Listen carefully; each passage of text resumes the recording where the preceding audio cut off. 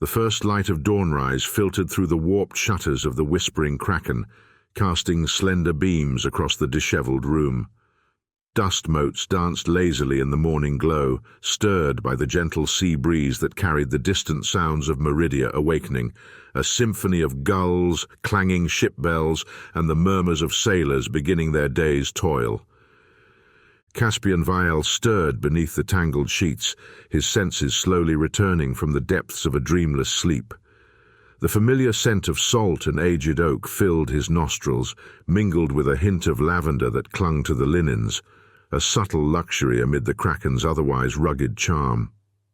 Beside him, Meridia Nightwind lay draped in the soft glow of morning, her raven hair cascading over bare shoulders, eyes closed in peaceful repose. The faintest of smiles played upon her lips, betraying dreams that perhaps mirrored the serenity of the moment. For a fleeting second, Caspian allowed himself to savor the tranquility.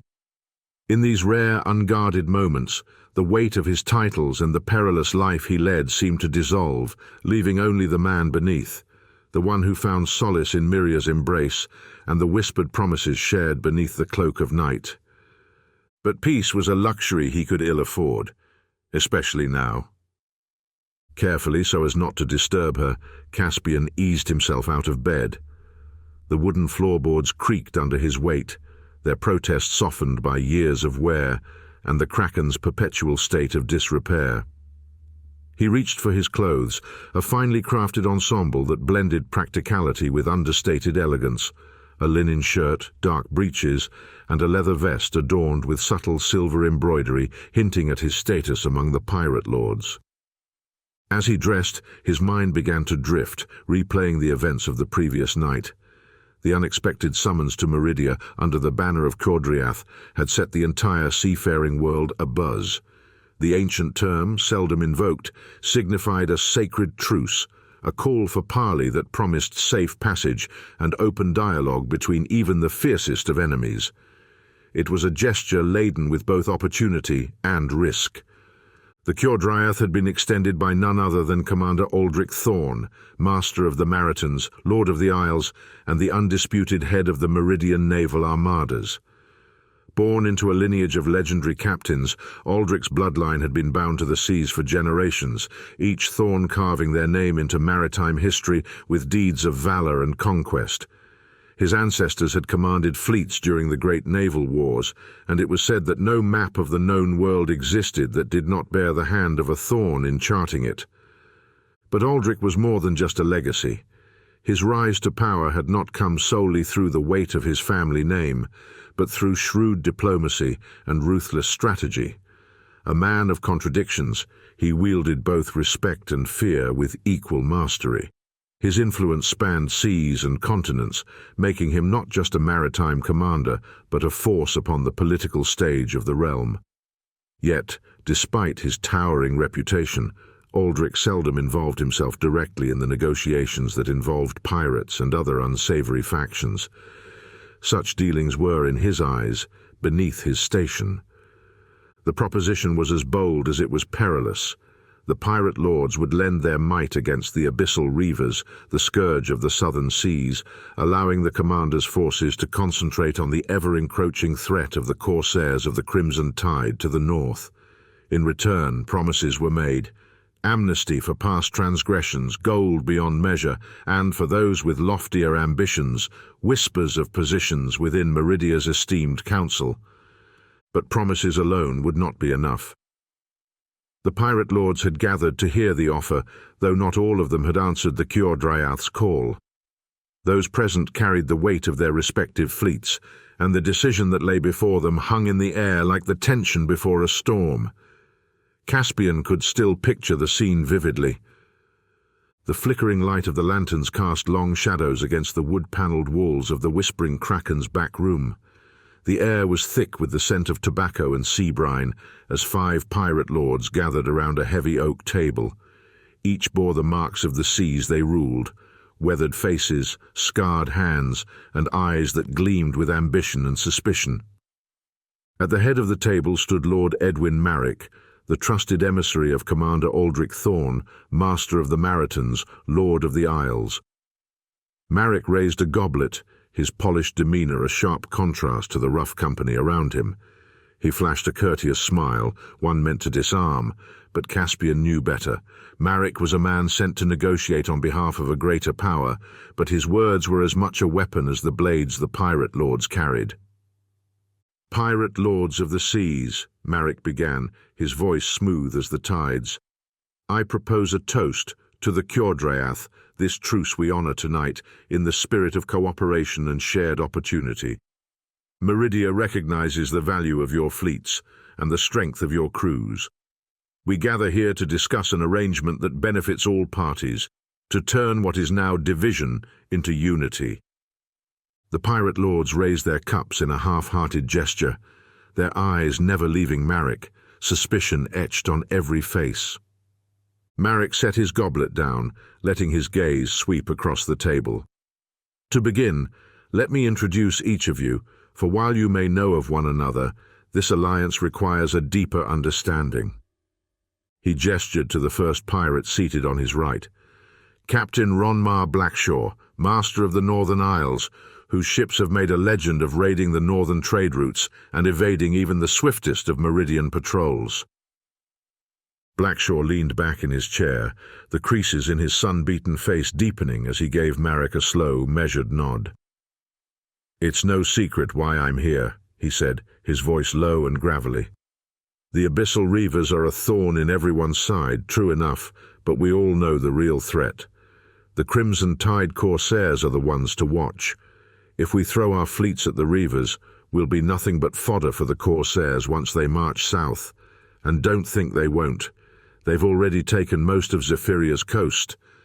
His gaze darkened, fixing on Marek.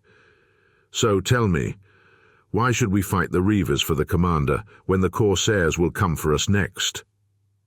Marek nodded, as though anticipating the objection. "A fair point, Captain Blackshaw, but the Reavers grow bolder by the day. Their raids on southern ports weaken trade and stability. If left unchecked, they will soon push northward, leaving none of us safe."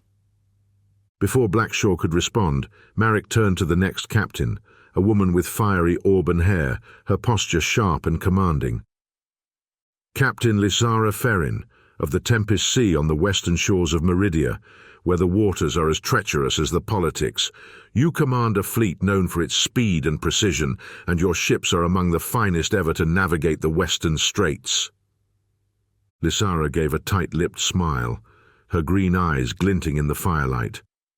"Speed and precision, aye," she replied, her voice as smooth as silk, yet tinged with steel. "And we didn't get that way by fighting battles that weren't ours.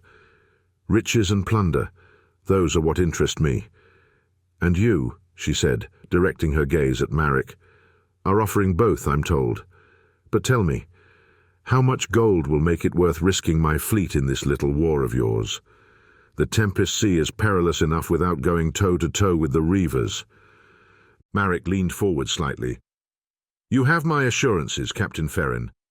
The commander values those who aid him well, and the wealth of Meridia's treasury is at your disposal.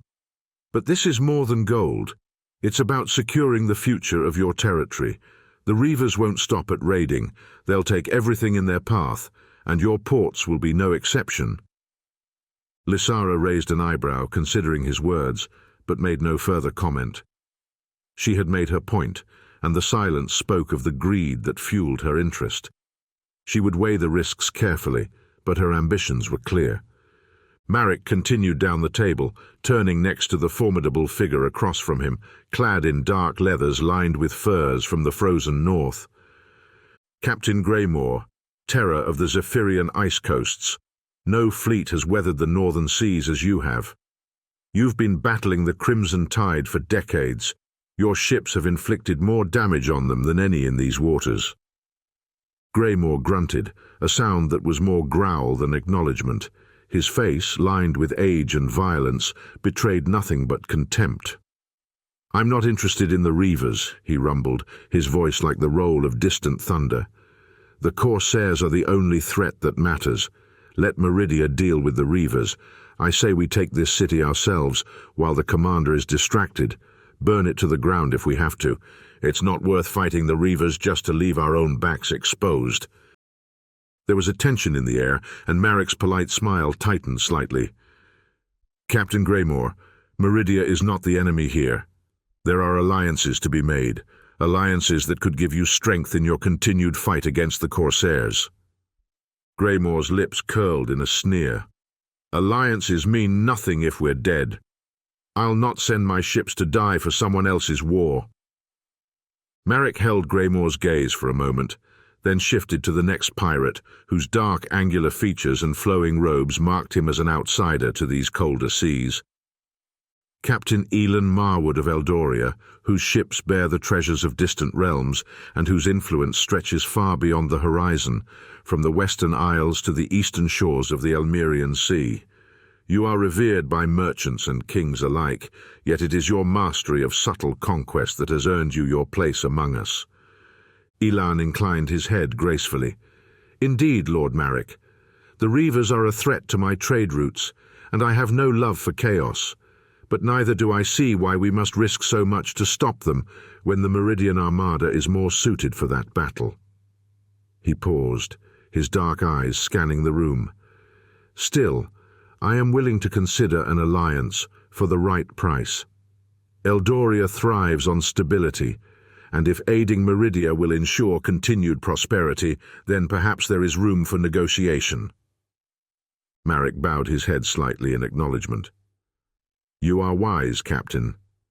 Meridia's wealth and favor are more than sufficient to ensure the prosperity of those who stand with us." And then Marik's gaze turned to the final pirate seated at the table. "Captain Caspian Vael, master of the southern Meridian Sea, whose fleet has dominated the warm waters for years. Your skill in navigating the complex politics of piracy is as renowned as your fleet's strength."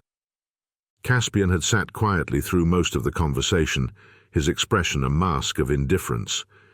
He raised his cup slightly, acknowledging Marik's introduction, but said nothing, letting the others bicker and posture. For Caspian, the offer held a particular allure. The thought of ascending beyond the lawless seas into the structured power of Meridia's governance had long been a secret desire, a chance to trade the chaos of piracy for the permanence of legacy. He had built his reputation on cunning and adaptability. Perhaps it was time to steer his fate toward more stable shores. Yet caution tempered his ambition. The seas were rife with unseen currents, and he sensed undercurrents of deceit beneath the commander's seemingly straightforward proposal. There were murmurs, quiet, insidious whispers, of unrest brewing in the dark corners of Meridia. Caspian's silence drew a glance from Marik, who likely recognized the unspoken calculation behind his eyes. But before Marik could address him directly, Lysara spoke again, turning to the emissary with a cutting tone. "So, Lord Marik," she said, "the Armada wants us to do their dirty work. We fight the reavers, and the commander concentrates on the Crimson Tide. But what happens when it's our turn to face the Corsairs? Where will your commander be then?" Marik's smile remained firmly in place. "Captain Ferrin, there will be no such time. The commander's forces aim to eliminate the Corsairs while you engage the reavers. Once both threats are dealt with, the seas will be yours to sail without challenge. Fight with us now, and Meridia will stand by your side in that new order." Greymore snorted in derision, but before another argument could erupt, Caspian finally spoke, his voice quiet but cutting through the tension. Caspian leaned back in his chair, arms folded with a casual ease that belied the intensity in his gaze as it settled on Marik. His voice was calm, yet a razor's edge of challenge cut through it. Meridia fights on two fronts, stretched thin between the reavers and the Corsairs. But what if we choose not to fight? Will the commander accept such defiance without consequence? Or is he prepared to provoke a third war with the Pirate Guild? A soft rustle pulled Caspian from his thoughts. Meridia had awakened, her piercing blue eyes observing him with a mix of affection and concern. Draped in the morning light, she exuded a grace and strength inherited from her ancestors. The Whispering Kraken, with its long and storied history, was passed down to her from her grandmother. Meridia had upheld its traditions, keeping the Kraken a hub of clandestine information and neutral ground where no quarrels or violence were tolerated, a place where secrets were traded as freely as drinks. "You're up early," she murmured, her voice husky from sleep, yet edged with alertness. "Couldn't sleep?"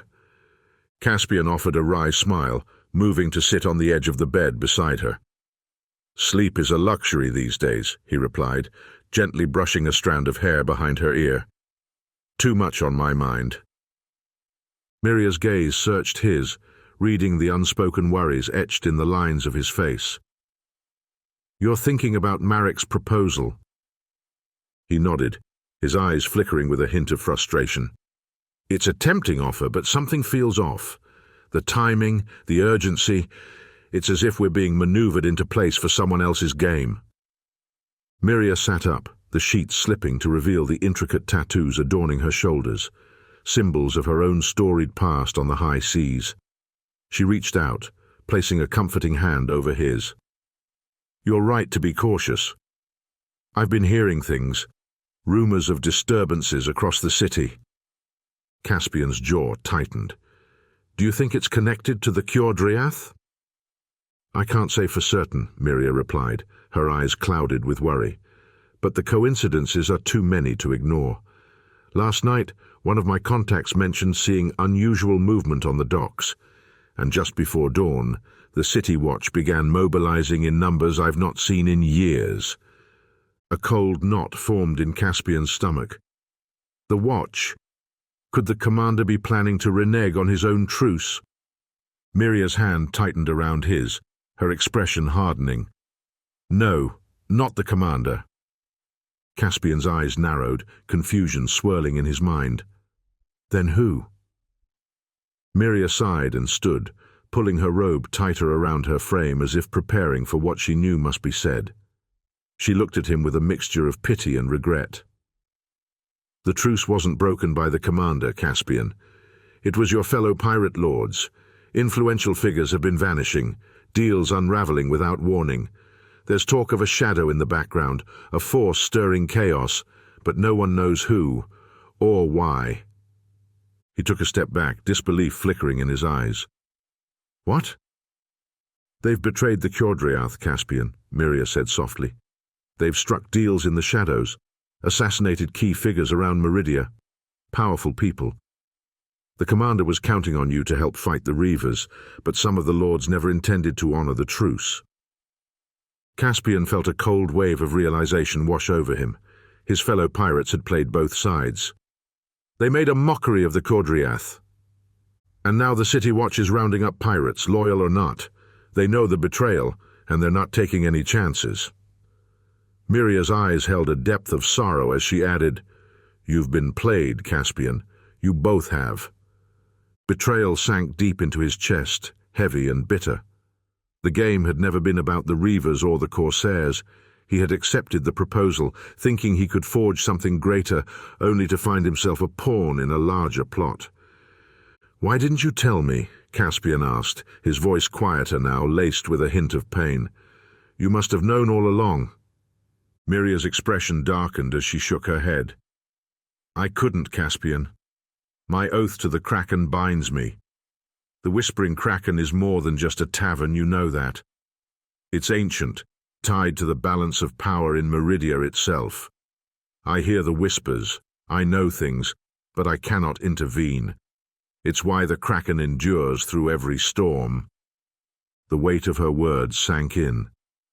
Caspian had always known there were deeper rules within the Whispering Kraken, rules that even its owner couldn't break. But it didn't stop the sting of betrayal from cutting deep. "I'm not one for sentiment, Caspian," Meridia said softly, her gaze steady but laced with urgency. "But this isn't a fight you can win. Not here, not now. You need to go. The sea is your only escape." A clamor echoed from the streets below, the City Watch, their heavy boots pounding against the cobblestone, growing louder. Caspian's mind raced, the betrayal burning in his chest, but he knew Meridia was right. If he stayed, he would hang with the rest of them. Meridia nodded, stepping aside to reveal the hidden passage behind the tapestry. "Go," she urged, her tone firm. "The sea is your only refuge now. Get to your ship before the harbor is sealed. And Caspian, watch your back. This isn't over." He took a step toward her, his eyes softening with a hint of regret. "Until next time, then." Meridia's lips curled into a knowing smile, her eyes sparkling with mischief. "Next time, Captain? You make it sound like fate will be kinder to us than it usually is." Caspian allowed a smirk to tug at his lips. "Fate's never been kind, but it does love a good game." Meridia chuckled softly, her voice laced with that familiar playful edge. "Well then, I'll be here, waiting, as always. The Kraken never leaves its harbor after all." She paused, her eyes twinkling with mischief. "Though, if I were you, I might avoid the usual routes out of the harbor this morning. Perhaps try something a little more eastern." He gave her one last glance before slipping into the passageway, his heart heavy with betrayal and a flicker of anger he would carry with him to the seas. The Kraken's secrets, the pirate lord's betrayal, and the shadowy forces pulling the strings, he would find them all in time. But first, he had to survive. The narrow corridor carried him away from the Whispering Kraken, and he emerged into a secluded alley, the distant sound of the city watch filling the morning air. Cloaking himself in the shadows, he moved quickly toward the harbor, toward his only sanctuary, the Raven's Fury. As the harbor came into view, chaos unfolded before him. Fires burned in the distance, and the city watch swarmed the docks, arresting sailors and torching ships. Caspian quickened his pace, slipping aboard the Raven's Fury just as his crew raised the gangplank. Brax, his loyal first mate, greeted him with relief and urgency. "Captain, what in the six seas is happening?" "Betrayal," Caspian said curtly, his voice hard as he moved to the helm. "Set sail immediately. We take the Eastern Channel." Brax hesitated. "The Eastern Channel? That's risky." "Do it," Caspian commanded. "It's our only chance." The sails unfurled as the Raven's Fury cut through the waters, evading the patrols with deft precision.